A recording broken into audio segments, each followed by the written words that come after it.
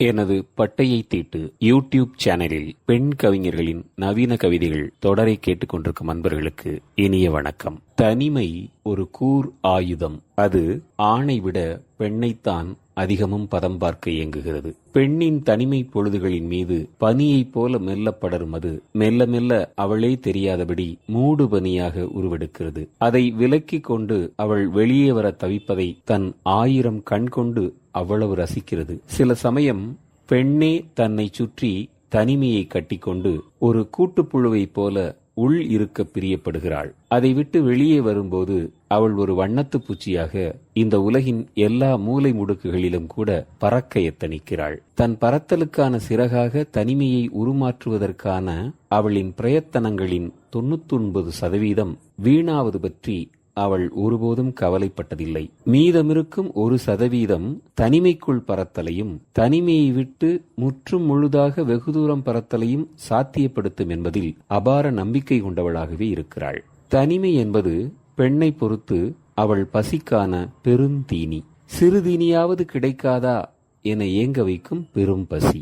எல்லாவற்றையும் தின்று செரித்து உடலுக்கு முழு பலமளிக்கும் சிறுகுடல். எல்லா கழிவுகளையும் சேமித்து வெளியேற்றுவதற்கான பெருங்குடல். தெய்வம் போல் தன்னை அரவணைக்கும் என பெண் நம்பும் தனிமை பெரும்பாலான சமயங்களில் அவளை ஆலி போல் பயமுறுத்துகிறது என்பதை அப்பட்டமாக உணர்த்துகிறது ஒளியறியா காட்டுக்குள் என்ற தொகுப்பில் தேன்மொழிதாசின் ஆலியோடு தூங்கும் தனிமை என்ற கவிதை.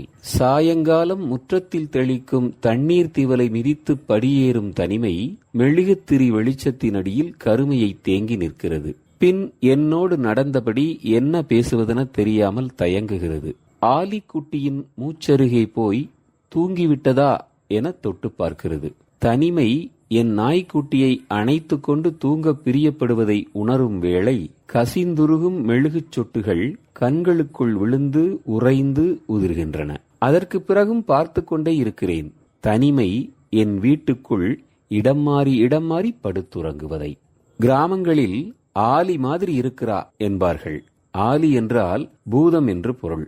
பொதுவாக ஆலி என்ற சொல் இன்று வரை பெண்ணுக்கானதாகவே பயன்படுத்தப்பட்டு வருவதன் பின் உள்ள அரசியலை ஏன் யாரும் தட்டி கேட்பதே இல்லை என்பதை அதற்கு பிறகும் பார்த்து கொண்டே இருக்கிறேன் தனிமை என் வீட்டுக்குள் இடம் மாறி படுத்துறங்குவதை என்கிறார் என்று ஒரு வகையிலும், எல்லோரையும் பணிக்கும் பள்ளிக்கும் அனுப்பிவிட்டு தனியே வீட்டில் இருக்கும் பெண் அத்தனிமையை போக்க எவ்வளவு பாடுபடுகிறாள் என்று இன்னொரு வகையிலும் புரிந்து கொள்ள முடிகிறது. இன்னொரு கவிதையின் முதல் பத்தி கொடுக்கும் பேரதிர்ச்சி இவ்வாறு தாக்குகிறது. உனக்கும் அவளுக்குமான முதல் இரவிலிருந்து தனிமையை இசைக்கும் ஒரு ராப்பாடி என் வீட்டு வழியை கடந்து போகிறான். முதல் இரவு எல்லா பெண்ணுக்கும் ஒரே விதமான அனுபவத்தையா தருகிறது என்ற கேள்வியோடு சேர்த்தே முதல் இரவிலிருந்தே பெண்ணின் தனிமையும் தொடங்கிவிடுகிறது என்பதோடு எனக்கு நேர்ந்த அதே அனுபவம்தான் உனக்கும் நேர்ந்திருக்கக்கூடும் என ஒரு சக தோழியாக இருந்து யாரோ ஒரு பெண்ணை அரவணைத்தல் என்பது வேறொரு இயங்குதளம் இல்லையா? தனிமை என்பது வெறும் தனித்திருத்தல் மட்டுமல்ல, பல்வேறு நினைவுகளுடன் அலைக்கழிதல் என்பதை வல்லபி தொகுப்பில் தேன்மொழிதாஸ் இவ்வாறு கூறுகிறார். என் மீது உனது ஒளி விழும் நாளை எதிர்பார்க்கவா? இவ்வரிகளை கடக்க இயலாமல் நடுங்கும் விரலோடு மண்ணில் விட்டுவிடவா? எதற்கோ எல்லா காலமும் கோடி வகைகளில் தனிமைகளை பிரசவிக்கிறது என்கிறார். பிரசவம் என்பது எவ்வாறு பெண்ணுக்கு ஒரு மறுபிறவியோ அதுபோல்தான் தனிமையிலிருந்து பெண் விடுபடுதலும் தனிமைக்குள் தன்னை ஒப்புக் கொடுத்தலும் என்பது வெளிப்படுகிறது. தனிமை பெண்ணை படுத்துகிறதா? பெண்ணே தனிமையை தனக்கு விருப்பமான உடையைப் போல அணிந்து கொள்கிறாளா என்ற கேள்வியை எழுப்புகிறது இக்கவிதை.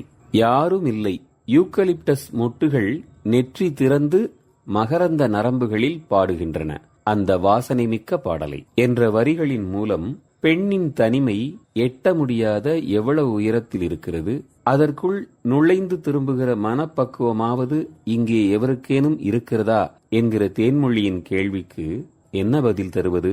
அதே சமயம் காயா தொகுப்பில் தனிமை பெண்ணுக்குள் பல கேள்விகளை எழுப்பும் பெண்ணுக்கான ஒரு தனிவழி குகையாக இருக்கிறது.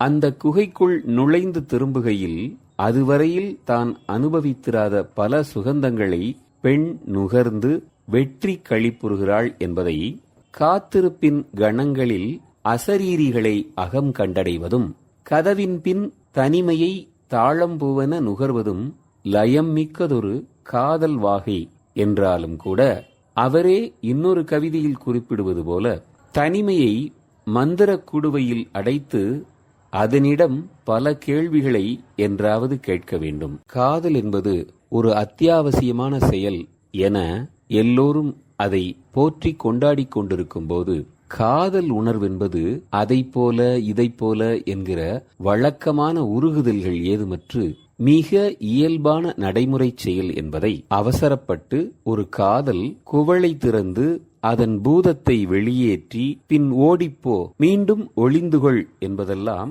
கையாலாகா தனம். அதன் அகோர பசிக்கு நிறைய இரவு பகல் கனவு நிழல் மழை முத்தம் காலமென தந்துவிட்டதன் பேரில் அது ருசி காணும் ஒரு பசியாளனானது. இனி நான் ஒரு குடுவை செய்து மறைந்து கொள்ள வேண்டியதுதான், அல்லது அதே உணவை மீண்டும் உண்ணத் தருவதுதான். எனக்கு ஒன்றுதான் கேள்வி, எத்தனை சமரசங்களுக்கு பின்னும் ஏன் இந்த அன்பின் தேவைக்கு தன்னையே பீடமேந்தி பலி பொருளென ஒப்புவிப்பது ஓர் அழகான நேசமென சொல்லப்படுகிறது என ஜே அனிட்டா தன் காதல் உணர்வும் கடந்து போகக்கூடிய, அதை அந்த நிமிடத்திலேயே தொலைத்துவிட்டு அடுத்த வேலையை தொடரக்கூடிய ஒரு சாதாரண நடைமுறை செயல்தான் என புரிந்து கொள்ளக்கூடிய மனநிலைக்கு நகராமல் ஏன் ஒரே இடத்தில் தேங்கி நிற்கிறோம் என்கிற கேள்வி யோசிக்க வைக்கிறது தானே.